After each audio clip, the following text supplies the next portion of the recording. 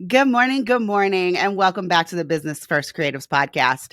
This morning, I am chatting with Ashley Shuler, which we're going to be chatting about things that I've never chatted with her before. So I think it's going to be a great conversation. Good morning, Ashley. How are you? Oh, great morning, Colie. This is going to be fantastic. It's going to be a good time. I will say, guys, Ashley doesn't have a podcast, but she does have a YouTube channel. And she had me on as a guest and she got me to cry. So I am going to put that episode in the show notes. Like, Ashley just asked me a lot of questions about, like my journey to being an entrepreneur. And as many of you guys know, that was a little rough. So I'm going to link it in the show notes in case any of you guys want to hear more of Ashley's perspective or hear my interview in that conversation. But Ashley, let's start talking about you. Enough about me. Let's talk about you. So Shall we? we shall. So tell everyone what you do and what you offer as an entrepreneur before we get into the other stuff. Okay. Oh, this is good. So, in the world of, well, I guess in the business world, we would say that Mm-hmm. I'm a project management consultant. So, what I break that down is I do teaching, training, educating, and consulting all on how you go about the planning, the design, the organization, and the execution of the project. So that is anywhere with a virtual event. That could be your NFT. Well, I haven't done that quite yet, but I'm interested. It's on your bucket list, girl. It's on the bucket list. That could be a membership group. That could be client. I'm focused mostly a lot on client delivery and really helping those that are in project related roles understand why they should have a project management process, why it should be customized, and to deliver whatever it's a logo, a website, could be graphic design, could be a service, Mm-hmm. why that needs to be customized, why that needs to be specialized, and why you should take pride not only in the great onboarding or the great Mm-hmm. offboarding, but the everyday work. And Yes. so I would say that I tell also people my new coin phrase is I'm the everyday work specialist. No one Mm-hmm. necessarily wants to talk about the day to day, but yeah, I want to know how you sent that email or that Slack message. What's effective, what's not. So that to me, yeah. Oh, within And the offerings. Oh, yeah, you did mhm. ask about what I offer. So I'm currently offering consulting sessions via Volley, an async app, doing coaching that way, but also one-on-one sessions, really diving into your process. So yeah. And this is a migration from what you were doing before, because before you were doing ClickUp VIP days. I was. Yes, I was. And so it lingers in the queue. Sometimes I'm just peeking over into the distance. I'm like, are you going to come back up, But yeah, so here's the thing, folks. Love me some ClickUp. Saw previews of 3.0 that'll be coming out soon and really like it. I like the tool a lot. But here's the thing. More and more conversations that I have with people all on how do I click up in the ClickUp, decide to the ClickUp, to click next to the ClickUp, to make the thing go and click that way. And so that was a problem of we have to stop clicking and go back a step and talk about the Basics. process. We got to talk about the fundamentals. I want to talk about Yes. the status and the workflows and what happens in between. Yeah. So what I'm hearing you say, Ashley, is that you got tired of talking about the specific tool and you wanted everyone to focus on the strategy before they started figuring out what to click and how to click in ClickUp or some other project management That tool. is so true. That is so true. And the funny thing is, like I started on I can't actually remember which one I started on. Maybe it was Trello, but I think I only had Mm. that for like a hot second. And then I started to try to organize my business in Asana. And that just legitimately never made sense to me. Like I tried, I bought a course, I set everything up, and I was not going in there on a daily basis, Ashley, in order to manage my business. And then I switched to ClickUp. And while I know, let's not say I know I'm still not using it to its potential Mhm. in my daily business. I will say Wow. it has done wonders for my VIP days in terms of managing and making sure that I'm taking care of every single task that Oh I yeah. need to take care of for a VIP day. I did an implementation day yesterday. And if Mm. I didn't have my ClickUp list, like I would have been lost. My brain was so scattered yesterday, but all I did was go back to my ClickUp list. And I'm like, okay, Colie, did you do this? Did you do this? Yeah. Yeah. It's helpful. And the other funny thing is, I often think of you, Ashley, as what everybody thinks I am. I get these people in my DMs that are like, "Oh, Colie, you're so organized. I want to be you." And I'm like, if y'all just only knew, like, y'all just think I'm organized. I do all of the automations so that y'all think that I'm good. I do all of Right. the automations so that I don't lose my mind. But in Yeah. terms of organization, I would never call myself an organized person. Like, Right. that's just not a word that I would use to describe myself, but it is a word that I would use to describe you, Ashley. So let's talk about this project management. Like, how did you get into project management? Because is it related to your day job?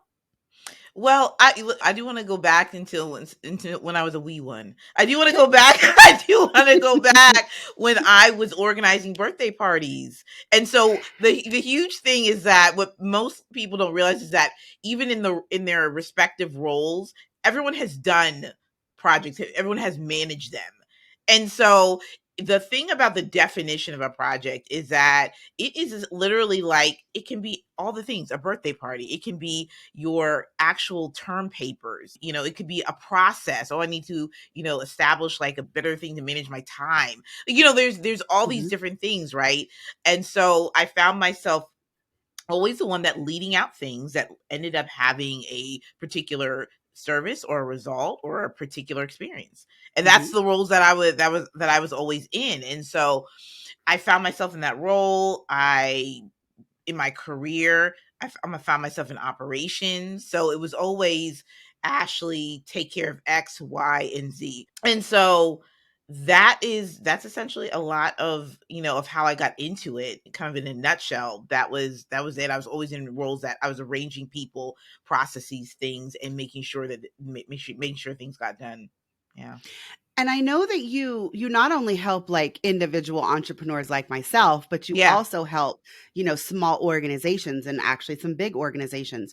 So Yeah. tell me about which one you prefer working with, or rather what the differences are and how your mindset is different when you're helping, like, an individual like me organize the projects in my business versus helping, a bigger organization that has, many employees. Yeah, I think, what's so interesting is that both of them have their perks, right? And I call them perks because every situation is different. So for like a chamber of commerce, for instance, they have, their own set of, sort of policies and procedures. And so my role is not to come in and like just blow up your system and start over, even though that sounds fun.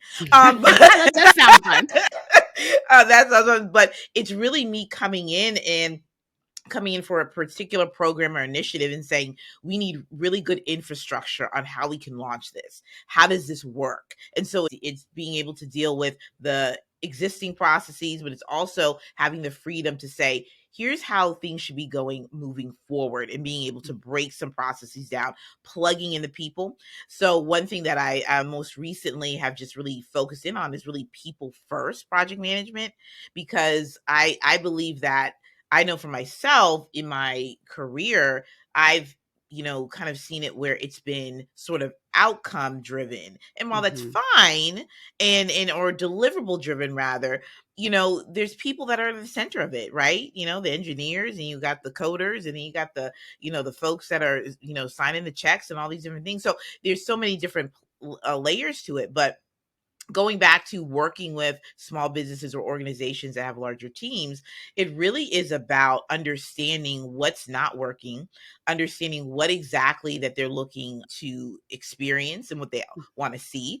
So I spent a lot of time on that project visioning piece, getting everybody on the same page, Yeah. because to be quite honest, like all of a sudden you get into the middle of a project and folks are upset, we getting attitudes, we're sucking teeth, we're doing all, and we're Yeah. trying to get an understanding of what's happening. And so having the right direction helps with buy-in from Yeah. everyone. And so that's why everyone has to come to the table. What do you want to see? Understanding who's the decision makers. That's a key thing as Mhm. well. So then when I switch over and I'm talking with individual entrepreneurs, or those that maybe have one or two folks that they've hired, it is really focusing them on understanding the process at hand. Like Yeah. what, and really understanding what in terms of the outcomes that you are actually looking to produce. So That's kind of like, so I'm digging a little bit deeper, because sometimes in that aspect there's really nothing that's been established, so therefore Mhm. that we can create, so we can innovate. Okay. And many people don't think that in the project management space that there's room for innovation, but there's lots of room for innovation, and that's the fun part about it. I mean, I would think there's lots of room for innovation because I want to go back and like highlight a few words that you said. You said visioning. And although you didn't say the word scope, I want to throw the word scope in there. Oh, we got to So, do it.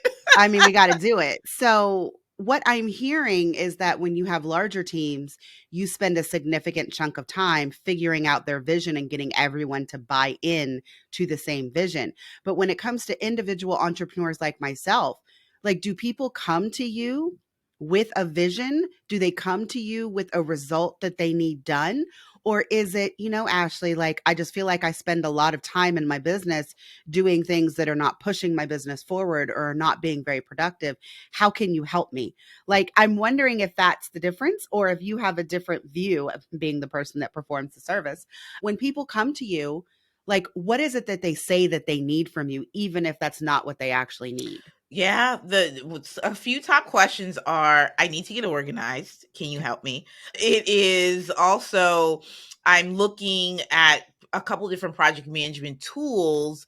It's not working. Can Mhm. you help me figure out which one? So when we're talking about getting organized, I like to break it down. What sort of areas are you looking at? Are we looking at, you may need someone that's in systems and automation, right?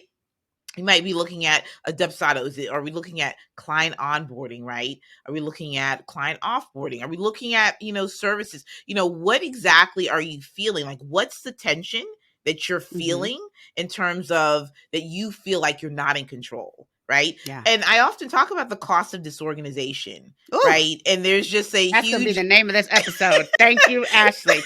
and there's just like a huge cost of it, because we have to sit with that. We have to sit with the fact that sometimes people feel shame and guilt, and people feel out of control, and people feel nervous, and people feel stressed out, right? And we have to really pick apart and not everything can be organized at once. And I want the people to Yes. understand that. What is the thing that people have commented about? What's the thing that has gotten on your nerves that that you need to put into place? I know that I'm at the point where I know I need another Dubsado overhaul. So I know I need another one. So now it's like, okay, let me go ahead and let's look to outsource that, Mhm. right? And let's go in and let's look at that. So when those are the top questions, really, is how to stay organized. Other PMs, we really kind of dive into some of the more, how do I communicate with my team better? How can I lead Yes. better? So that's another aspect that I'm really focusing this year, is leadership strategy and execution, and really bringing in those three elements. Because y'all, again, you guys think I'm organized, but everything that Ashley just said, I need. I mean, as you guys know, I expanded my team this year. I am communicating with more people, and I'm probably not doing it as efficiently as I want to. While I feel like my client onboarding and my client offboarding for Dubsado clients is like top notch, there's always still room for improvement, but that has nothing to do with the actual running of my business every day. hmm Like, I really hear what you're saying, Ashley. It's like, the what I do when I'm in between client projects, what I do when That's I'm it. not doing the client facing work. Like, what does that look like? And of course, in my life, it looks very chaotic because I'm trying to balance that with homeschooling my kid. Like, there's a Yes. lot of things that are going on in this Oh household. yeah. And so I feel like not only would I come to you to like help me get, less disorganized from that perspective, I feel like you could also help me like create that balance between what I'm doing for non-client facing work and then what I'm doing like just in my household. Because as y'all know, I outsource as much as possible. But unfortunately, I'm not currently outsourcing that schoolwork for Chloe. So That's I gotta it. find the time to do it, y'all. I gotta find the time to do Yes. it. But the cost of disorganization, Ashley, I mean, that is just key. So break it down. Like when you come to an individual entrepreneur like myself Mhm. and they say, well, Ashley, I'm just really disorganized. Like, how can you help me? Like, what's the first step? Like, is it something that you give them for pre work? Or is it that you take a deep dive into their business to give them suggestions before you start? Like, because I know what people are thinking is, oh, well, I'm disorganized, but I'm so disorganized, I don't even know where to start. Well, the starting place is that you recognize that you're disorganized and you look for someone like Ashley. But then what happens? Then what happens is that we sit down, and I'm very big on being visual. So I will pull out a Miro board in a minute, and I will just literally sit with that individual, and I will ask a series of questions, and we will map out specifically what is it. So let's just start, and we just start with, we start with the different areas of your business, right? So Mhm. we'll look at all of those different elements, right? And sometimes in some of these questions may in the DMs, right? We may just get, if we're voice memo friendly like that, then we'll talk a little bit in the DMs, but then Mhm. we'll quickly transfer over if this is the right fit, and I feel like can really kind of help. Is that we'll go into what are the specifics, right? And why I like the whiteboarding aspect of it is Mhm. because in real time you are seeing what I'm writing as I'm mapping out what the particular issues are. And again, this could be a range of things that I've done it for sort of many different instances. We have people who are looking to say, oh man, this aspect of this workflow is not organized. So we go and we actually go through literally step by step. So I ask, okay, what happens first? I mean, and we're thinking we're getting like super, super technical. We can go there and get there, but I literally go through what are the first steps. All right. So how does one get on a call with you? All Mhm. right. All right. What happens? What happens next? So we're going through each step, and we're literally having, and it's a little bit vulnerable, right? Because you're actually just opening up the lid of the car and actually going inside and looking to see what's sort of dirty, and yeah, you may need that oil change, you know what I'm saying, and those different things. And so it's literally asking those. So a lot of times what happens is that as it's actually visually being worked out and the boxes are there and all these different things, then it's like, oh no, that's not it. Okay, tell me. Well, let's go. Yeah, like, tell me what that is, and then I'll ask questions too. Okay, so if this is happening here, where do the different people fit in? Where do you plug in? Are you doing all of these things? Is somebody Mhm. else coming in? So we really go really deep into this aspect of like what's inside the workflow. Because listen, I mean, I was doing a time management session with someone, and we were really kind of going into not just color coding your calendar, if you like to do that, which is great. I'm for it. But like, I'm looking at really, what's your fixed schedule, right? Mhm. What are your non-negotiables in your day Yes. to day? Do you have them? And if you don't, let's write those down. What's flexible, and really thinking through what are you doing each day? I remember asking a question to a client, and they said, I said, okay, what's happening on this date or this time slot? She was like, I'm thinking. I said, well, what you thinking about? And I think, but that person had an aha moment. These are the things I'm thinking about. I'm thinking about how I'm going to go about, my day, what I'm going to do in the next few hours. Well, I always talk about my own particular system of sitting down either on a Saturday or a Sunday where maybe you don't have a lot of noise or emails or Mhm. pickups and drop offs or appointments, and really looking at everything and saying, well, what is it do I want to accomplish for this week? What do I Mhm. want to accomplish for these next 3 days? Like where does it fit in? Because oftentimes, and I know for myself, we have to be very honest about the season that we're in. We have to honor it. Many people don't, people are like, what do you mean Oh, I actually? do. Man, what do you mean actually honor the season? Because what worked previously Might not work now. may not work right now. So as we Mhm. hold up the Miro board or the whimsical board, the whiteboarding tool to really map everything out, there's a visual representation of either what's presently happening or where you would like to see the next workflow go, right? The Yes. next stage. And so what that does, it opens up a world of possibility. So I want to say, because I think I'm beginning to hear a recurring theme in everyone that I'm speaking with. And in particular, you've said a couple of keywords. I think what we should all make sure that we understand is that there are seasons of life, there are seasons of business, and you have to make sure that those match. Like right now, I don't have all day, every day during the week to work and focus on my business because my kid is home. She is Yeah, going back to school next year, which means next year will look very different for me than that's it right. does this year. But Oh yeah. also, I want to get away from the like one and done because you said that, it's time for you to get a Dubsado overhaul. And while I preach until the sun comes up that everyone should be looking at their systems at least annually, but more than likely every 6 months. And hey, if you can do it every quarter, I'm all about that. But I feel like too many of us think that when we do something major in our business, or if we outsource it to an expert, that we think that we're done with that process. And it's like, oh, they set this up for me and now it's going to work forever. And I Oh don't ever have no. to make any changes and I don't have to revisit these processes.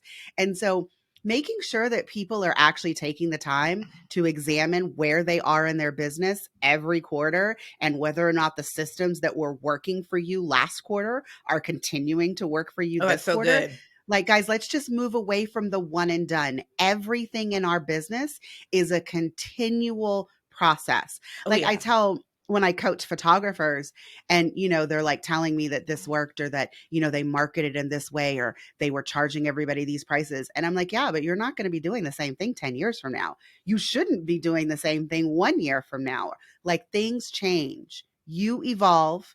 Your business That's right. evolves, you get better, which means you should be charging more. Let's not get into a pricing talk, Ashley, because I'm all about everybody needs to raise their prices.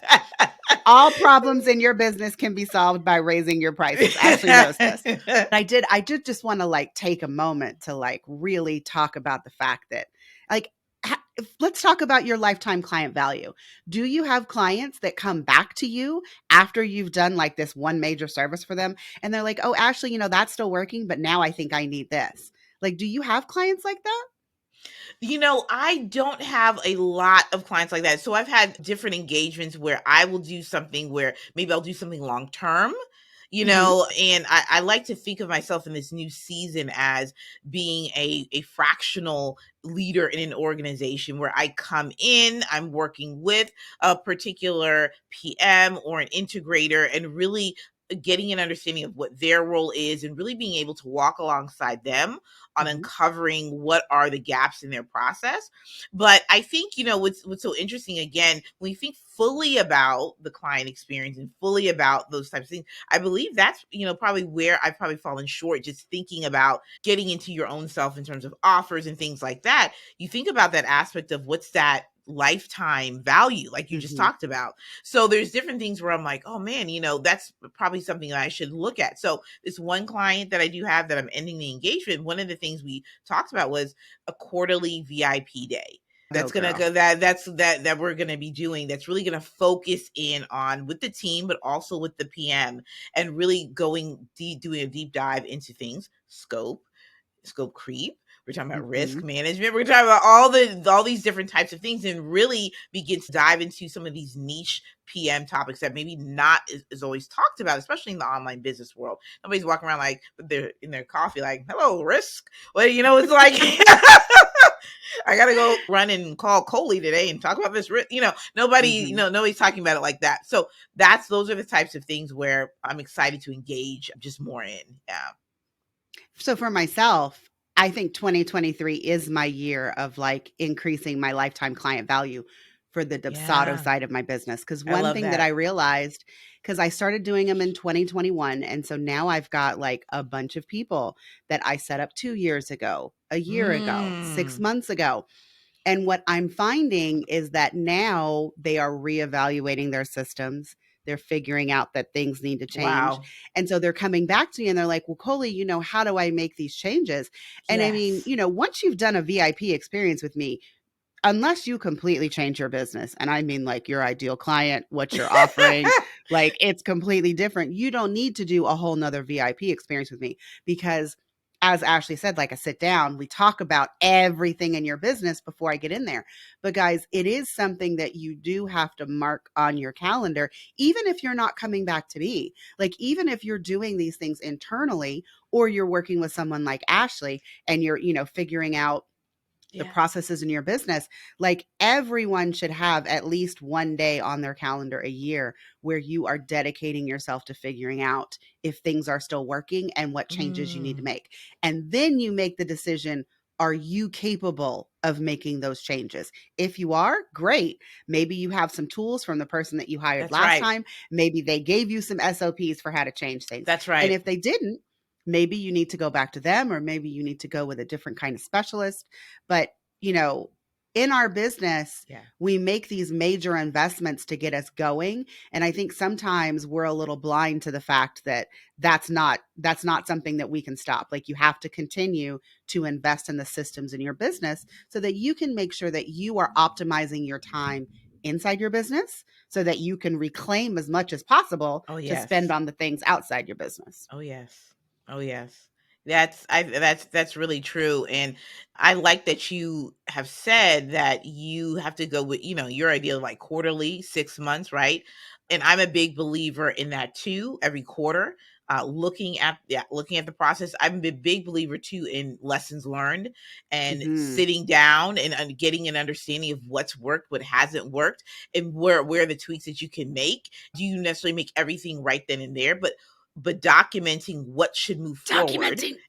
Yeah. She said that word, y'all. She I said did. documenting. I did. Documenting what should move forward and then how you should go about it, especially those that have services or products or something where you are constantly iterating those, especially that are doing events, Mhm. that you are doing them on a yearly or quarterly basis, however many, that you are leaving room for that type of Yes. evaluation. Those, if you have a coaching business, it's the same thing. That kind of evaluation is really important because Yes, actually, it is. I didn't really consider, because like you said, you help people who do events, right? Like, you don't do those events close enough together to really, remember the lessons that you learned to then just do it again. Like, for myself, if I found something lacking this week in my VIP experience, I mean, I've got one again next week. So, I mean, I could like implement changes really fast. But if we're Absolutely. talking about people who are doing like events like quarterly, every 6 months, annually, Mhm. it's really important that you document those processes and you actually take the time to do that debrief, because by the time you begin the planning That's right. process to do it again, you don't remember what you did a year ago. You don't That's right. remember what went well or what went bad. I mean, yeah. So let's get back. You mentioned that you take one day a week and you sit in the silence without the drop offs, without all the noise. Yeah. And I mean, would you call that a CEO day? I'm curious. It's probably like, listen, it's not like our girl Ashley. I It's mean, I'm like going to link her episode in the show we notes. we gotta do it. We gotta do it. But it would probably be a mini CEO time block. Okay. That's what it would be. And it really looks at everything from meetings. It looks at my calendar, my ClickUp, and I really look at, all right, what are the priorities? And I actually do a little bit something different that I started implementing last year, which are just personal roadmaps. So it's a Mhm. little bit different than the goal setting piece, which kind of can be a little bit, you can get yourself wrapped up into the like, I get the goal, and then you just like, you're all up in the mix. And so I like the roadmaps because I just believe really with goals, how you meet them is really with your projects. And I Yeah. just feel like that's how you're going to meet them. So I look at what's in my roadmap and what are the types of things that I need to be working on. And, and I'm flexible. So it's not like 8 things are in the roadmap. There might be 2 or 3. There's Mhm. something, there's things that I've carried over from Q4 to Q1 of this year. But I go and I sit down, I look at what's going on for the week. And I also look at my superpower time. So I look at if I have calls because I am highly extroverted. I used to be in I guess, I would say like a rat race, I would say, where I would just book calls all the time, whether it was networking, business, professional, whatever it was. And then I would be like, all right, superpower time. And then I'd be like, I just barely could get. I don't know what browser I'm trying to open. I don't know, and then I just start tinkering. I'm like, oh, this is this one thing I could do in Zapier, but then it's like not what you should be doing. You know what I mean? Then you start like going all over the place. And You so get I in the weeds. realized, Mhm. yeah, you get right. Then I started thinking to myself, you know that if you are having calls and whatnot, number one, you need to limit that to particular days. Number two, you can't do no superpower work if you are all the way up here and you have to do a switch. That's not working for you. So I look at the calendar and then I look at what is going to be a heavy week of superpower work and I schedule that accordingly. And then I also go into the preparation, what is going to be required. So if I'm going to be preparing a transition document, I'm going to say, all right, let me make sure I put the link in my little ClickUp task. So I'm cutting down time, right? I'm cutting down time and things like that. So that's my mini CEO time. It's really looking at what's happening. And so if I know that if I'm going to be going somewhere, then I'm going to really be blocking out travel time, and all that kind of stuff, and really just not even allow myself to try to double up on things that aren't necessary. Yeah. You're making sure that you're not flying by the seat of your pants, Ashley. That's what I hear you saying. That's really it. Yeah. I mean, and I'm with you, and I'm also with you on the extroverted part. What I have found, because I recently taught at a photography conference called Photo Native. And one of the things that I did for everyone who attended my talk was I gave them a scheduler and I said, this is a free 30-minute chat with me. I was like, guys, this is not a sales chat. I just taught you 15 automations. If you don't know where to start and you don't know how to do these automations, book this free 30-minute call. And I can probably knock out half of them for you because I'm real efficient, guys. But I have also found that by having these conversations with people like this, people who may not have Dubsado, may not have hired me in the past, that it really helps me think about the other ways that I can help people and the other things that people are struggling with. So I find these chats to be immensely helpful. But I'm like you, I can't have one of these chats and then automatically have to go back to client work because that doesn't work. I'm still thinking about what Ashley's problem was and other ways that I could help her solve those things. That's right. Instead of getting back into the work for the people who paid me. So I will say, I don't do that. I have days that I will take those calls and I will not take those calls on, anything related to a VIP week. So I'm with you on all that, Ashley. Let's get back to documenting. Do you document things on your mini CEO time? Because I'm imagining that you've got some pretty rad forms in ClickUp where you are documenting your roadmaps and all of this. Is this true? Or is this a really bad assumption on my part? It's not necessarily a bad assumption. There's just really particular things that I use ClickUp for. And so it's so funny that you said about the forms. And I don't use them a lot. I actually really don't use, I maybe I've used them once. And so I always tell people that when they come, and especially when they're trying to figure out ClickUp and they want to do all the things inside of it. I said, now I'm going to preface this by saying I am a traditionalist in the ClickUp world. I want to know what projects you are managing when it comes to all the other things. There are great use cases. You want to CRM it up. I said you could if you were in that mode of building, but there are other platforms that I always feel it's more powerful to do that. So when people are saying, well, can it replace Dubsado? I say, time out on the field. Flag on the play. And I said, all right, technical, I'm just and I say, no, you do need, I said, when you want to talk about Dubsado, I said, you need proposals, managing money and all the things and tracking, and then ClickUp is your project. So you, and any type of project client work, definitely over there. So what I primarily, when we're talking about the documentation piece, for me, it is Google Docs. Okay.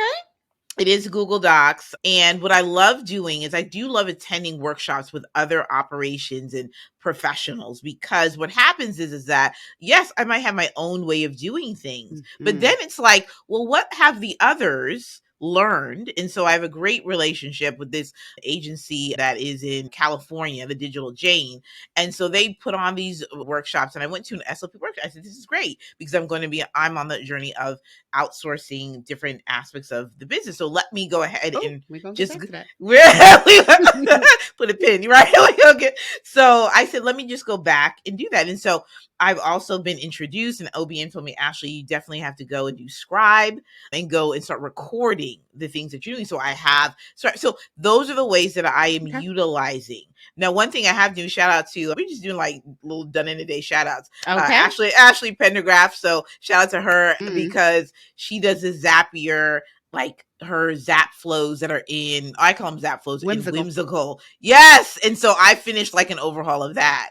And Excellent. so, yeah, so that's that. Those are in those of you listening and watching, you're probably like, oh wow, she just named 80 tools. This is the way it kind of works a little bit until we sort of get into which What ones works for are you? what works for what works for you. But there are different ways that things sort of work for me. And while I believe writing is great and typing, I also believe in educating others that are going to come in other ways. So visual ways work. Doing the screen recording also works as well. And I believe in leaving room and not thinking of just you and how you learn, but there's going to be others. So Yes. I always think about the others. Yeah. Yeah, I'm a big let me make a screen recording, as my VA, Sarah, will know. I mean, when I was onboarding her and I was telling her the things, I was like, oh, no, wait, just let me make you a quick loom. That's better than me Yeah, trying to explain it to you so that you can that's get the click right. by click.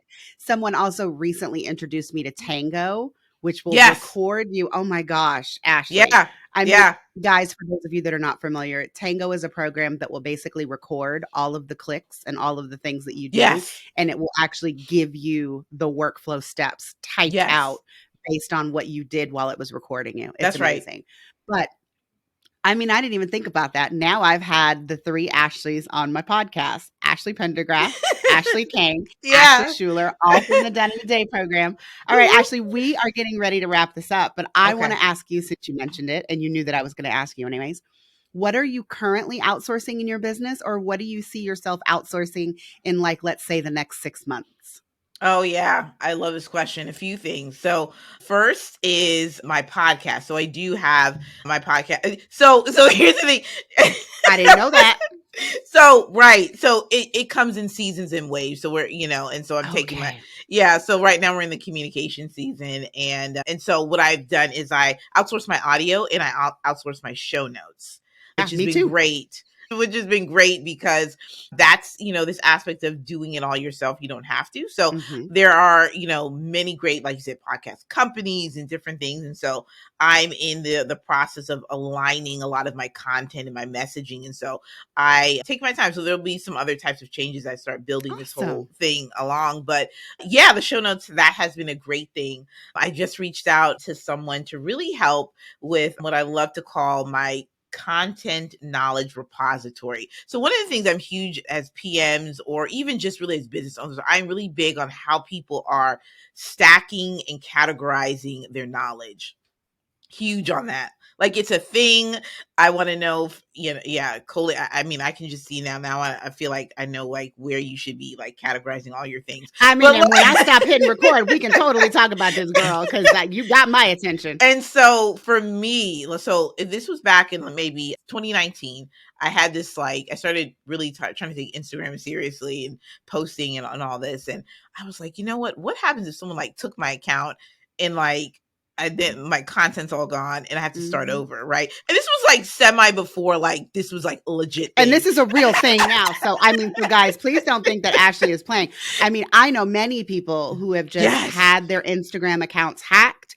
And so it Yeah. is a real thing. And so, yes, Ashley, I have been trying to do a better job of starting with the creation of the materials inside something like Airtable, so that it's Yes. organized and I can find it and I can search it and all that good stuff. And so that's exactly what I did. I said, well, let me just figure out from Zapier what I can do. And so I have a Zap that takes the media and the caption Mhm. and the link and puts it in Airtable. So I've been doing Wait, that. wait, wait, wait, wait. I know we're on the podcast, listeners. I apologize. I'm gonna leave this in too. Wait, actually, wait, wait. It's zapping it into Airtable from where? So basically, anytime I post, Post on Zapier will, Instagram? yeah, Oh my Zapier will God. Zapier will take my media and will send it to Airtable along with the caption and the URL. And so I've been doing that for the past couple of years, and so that's been saying. So I mean, and there's probably other, like you said, we gotta ask the AT experts, because there's some things where I would love to automate just a couple more things, but yeah, Mhm, that's what it takes there, and then I also have some things in my Dropbox where it's by month and week. I'm mhm. saving things in there as well. And so that's a huge part. So the And so for my YouTube thing too, one of my biggest things, of course, it's YouTube and my podcasting, and really just a way where I can always analyze topics I've talked about, what I've done, all these different things. So I have a whole thing where I'm just like, okay, I want to outsource that. I'm going to create a loom. I'm going to send it over, and I'm going to say, I really need someone to take the, the body, the title, the link. I need it all there, all the things, and so it's all categorized. And so I do something similar to with Twitter as well, because I need a way to, if I want to create, or someone else creates quick carousels or quotes or things. So it's the same Mm-hmm. thing with Twitter. I go in and it takes the tweet and it puts it there, puts it by date. I put it by, what is it, month and category. So I'm Uh-huh. all the thing. Yeah. All So the I views. mean, All the all the views, guys. all the views. The other thing, I mean, LinkedIn just has to open up their little API to help a sister Mm-hmm. out. But I'm just very intentional about making sure that whatever sort of copy and things that are in AT to manage that it's in LinkedIn as well, so I can easily find these. So I like to be able to, if I need to go find content, like you said, go in there. Search the topic. Mm-hmm. Yeah, just search the topic and whatnot. So I would say I'm like 80% pleased with it, right? But that's what it's at. And so I would like to have someone to come in and to actually be able to build out, especially the YouTube element, and also the Yeah. getting the podcast. So I want it all there so I can see topics and things, and I can be able to, yeah. So it's really So, cool. Yeah.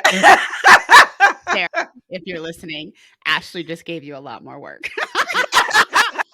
So I will say, so my virtual assistant, Sarah, she just did this for my course. But Ashley, Oh, why did I never think about doing this for like all of my content? Girl, I was pleased with what I was doing, but you just gave me a whole list of things to do. Because Sarah recently went into my course and filled out like my course hub inside Airtable so that oh, now I wonderful. have every lesson, Yeah. every video that's linked to that Oh, lesson, the yeah. That's copy so that, good. yeah. Do you know what I mean? So Ooh, that if I wanted to switch course platforms, I have it yes. there. Or if I'm trying to search for something, I don't, because y'all, if anybody who has a course, you know that if you can't figure out where something is, you go inside the course and you're clicking on every single lesson trying to figure out. And I have 52 Yeah. lessons in my course. I don't have Yeah. time for that. So Mhm. now that it's all in Airtable, I can just search for a word and figure out which lesson it's in, and it's great. Yeah. But yeah, Ashley, I'm gonna do all this for my content. Mm-hmm. Yeah, Yeah. girl. Yeah. Yeah. And so, I mean, and I guess really the biggest takeaway that people can take from this piece of it, because again, this might feel like, wow, this is like next level, but it's really about thinking through your knowledge, right? And thinking through what have you created, what's inside of you. It doesn't care if it's published or not, but Mm-hmm. it's just, what have you created and where is it being stored? So things like frameworks, put it inside Notion, or you put it inside, Google Doc, whatever your note taking preference is, and begin to just build out, and begin Mm-hmm. to just go and to document along the way, and go through that. Yeah. And guys, I'm just going to tie this to one other thing just because you guys know I like to tie it to other like content episodes Yeah. that we've had. Like what Ashley has just given you guys, if you guys just write down also the statistics for how it did on Instagram, and then you're trying to find something on this particular topic, y'all know people don't pay attention to everything that you put on Instagram or your emails or whatever it is that you're sending out the content Yeah. for.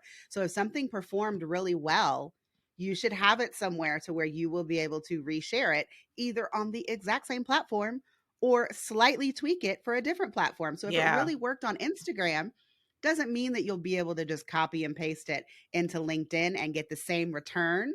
But if you slightly tweak it, then you can put it on LinkedIn, like for that different audience, and then you can get a lot of value out of the exact same piece of content. Oh my gosh, Ashley. So you totally blew our minds. If people are like, who is this girl? And I need more of her superpower, tell people where they can find you. Oh man, you can find me on Instagram at Ashley Shuler underscore on Instagram. And then also I'm on LinkedIn as well, name Ashley Shuler. So you'll be able to see me where it says project management consultant there.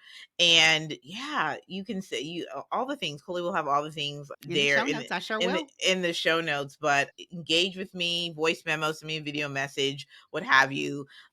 Always happy to talk and ask questions. And most people are like, oh no, not really. But no, really. if you have a question of some sort, please do. I have a whole little ecosystem that you can definitely dive into just to learn more about how to do the everyday work, how to excel and manage your projects to Yes. excellence. So, yeah. Thank you so much for coming on the podcast, Ashley. It's always a pleasure to chat with you, whether it's at 7:30 in the morning for me or if it's one of our late night chats on your YouTube. It's always awesome. All right, guys, that's it for this episode. See you next time.